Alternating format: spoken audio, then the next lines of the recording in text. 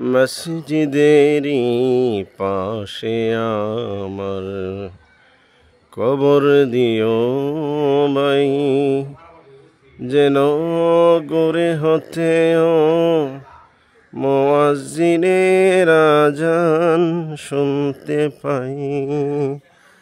আমার ঘরের পাশে দিয়ে ভাই নামাজিরা যাবে, পবিত্র সেই পায়ের ধ্বনি এ বান্দা শুনতে পাবে। ঘোর আযাব থেকে এই গুনাহগার পাবে রেহাই।